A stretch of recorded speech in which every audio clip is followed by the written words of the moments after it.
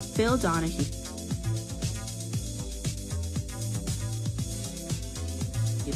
who launched a pioneering daytime talk show, has died. Dubbed the King of Daytime Talk, Donahue was the first to incorporate audience participation in a talk show. The format set the Phil Donahue Show apart from others in the 1960s, where it was particularly popular with female audiences. Later renamed Donahue, he explored hot-button social issues such as feminism, homosexuality, and civil rights. The show was syndicated in 1970 and ran on national television for the next 26 years. In May, President Joe Biden awarded a Presidential Medal of Freedom to Donahue, who was cited as a pioneer of the daytime talk show. NBC's Today Show, citing family members, said Donahue died Sunday after a long illness. He was 88. Yeah, we are back, folks. 7:39 in the PM here on Straight Out of the Cannon with me, Scott Cannon. It's just a coincidence that the show is called Straight Out of the Cannon and my name is Cannon. Total coincidence. Yes, as you heard in the intro, we just lost brother Phil Donahue. He wasn't a brother, but he was my brother here in the world of political commentary and journalism. One of the reasons why I thought it was extremely important to shine a light on Phil Donahue is to show just how far the media climate in America has fallen. Phil Donahue was somebody who was always a truth teller. He would always engage in debate with people, even if he did not like them, even if they didn't like him. He engaged in debate with Ayn Rand, who was a hardcore libertarian, right-wing author and philosopher. And Phil Donahue, of course, was known as a liberal Democrat, left-winger. And they had a very productive discussion, even though he let her have his personal opinions. Same thing with Minister Farrakhan. Him and Minister Farrakhan got some classics from back in the day. I truly can't. The evidence is overwhelming. Overwhelming. 1 in 4 black males either in jail or under the tutelage of the prison system. And so I'm here to say that it hurts me to think about this, but I think I have a responsibility to understand how a lot of smart people would get to this place. America is not interested in integration. If that's the case, why are you even bothering to suggest that you're interested in it? Why not make your statement more in fact and without qualification? And if America has not been interested in integration, I assume you feel it never will be, certainly not in your lifetime. So why don't you proceed then from that point of view and tailor your speeches accordingly? It's deeper than that, Mr. Donahue. We have a stake here. We have helped to build this country.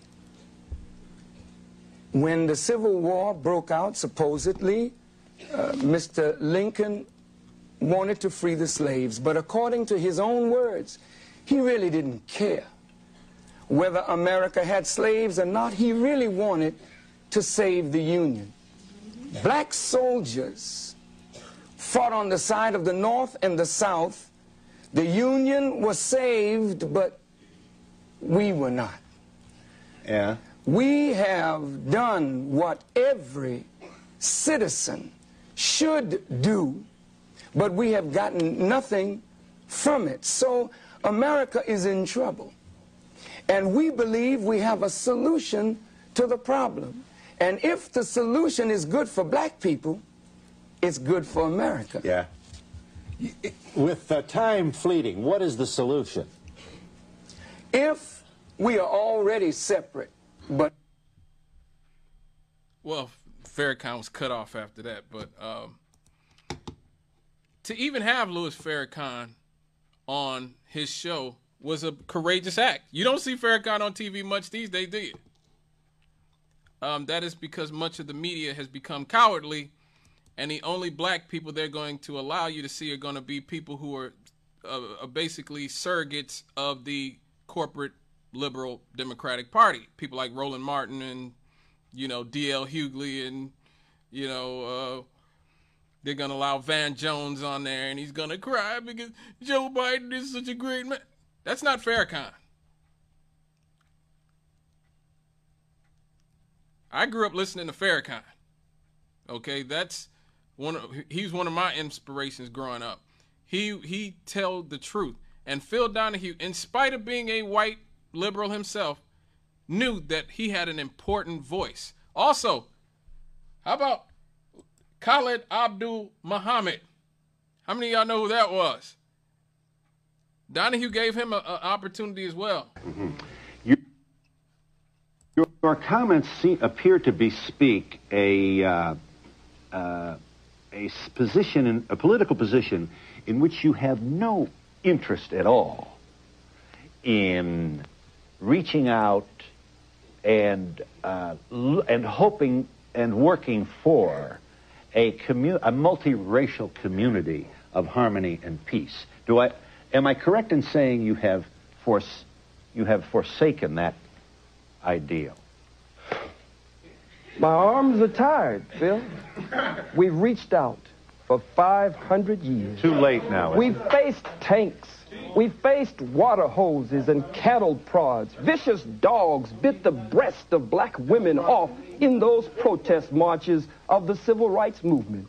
Vicious four-legged dogs sicked on us by two-legged dogs, bit into the groin and the private parts of black men, women, and children. So, Mr. Donahue, I believe that the white man is absolutely disagreeable to live with in peace, and that no one has been able to get along with him nowhere on the face 196,940,000 square miles of the planet Earth. Call. Woo! Oh my God.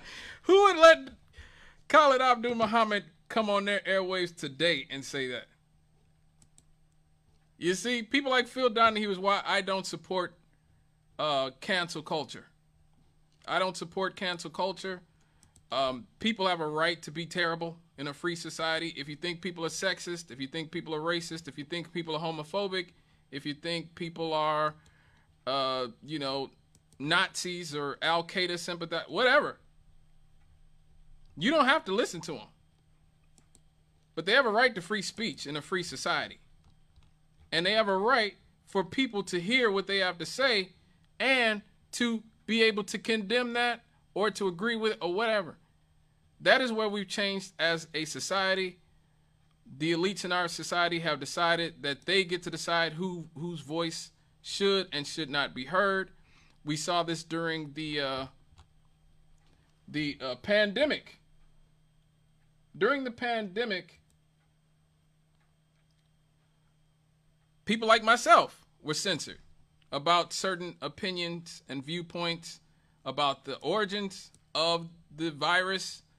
At first, many people said, oh man, it came from a wet market in Wuhan, while a lot of us were saying there is a Wuhan Institute of Virology that was studying coronaviruses right down the street. Can you stop insulting all of our intelligence and admit that it came from the lab? And a lot of people who said that it came from a lab were called racist and were censored. People lost their jobs. People lost everything because to say that it came from a laboratory somehow was more racist than saying it came from Chinese people's trifling wet markets. Somehow that was the least racist assertion. But now even the Biden administration admits that it likely came from a lab. Even they say that. After Dr. Fauci and everybody else lied, I say they lied, and told people that it came from a wet market purposely to absolve themselves from having funded the study of coronaviruses. Now we finally get, yeah, it probably came from a lab.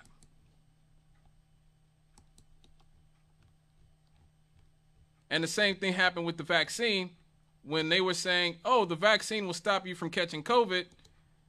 When Joe Biden was saying that, when Dr. Fauci was saying that, when Rochelle Walensky was saying that, those of us who were looking at huge outbreaks happening among groups of people that were vaccinated were often censored.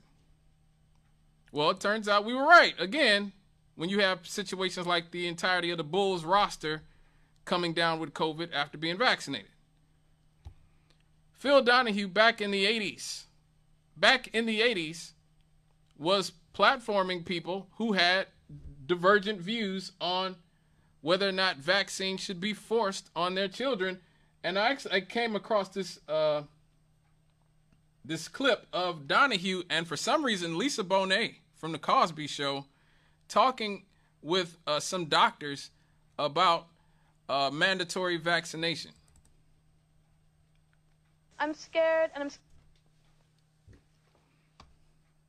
scared to vaccinate her, which is why I didn't vaccinate her in the first place, and which led me to read about the warnings that are out there.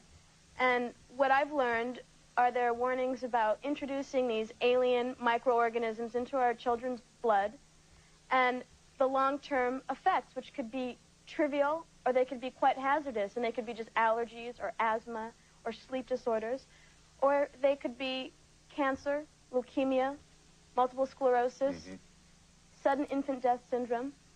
It's very scary and it's very serious, and I think because I felt wrong doing it, that's why I didn't do it.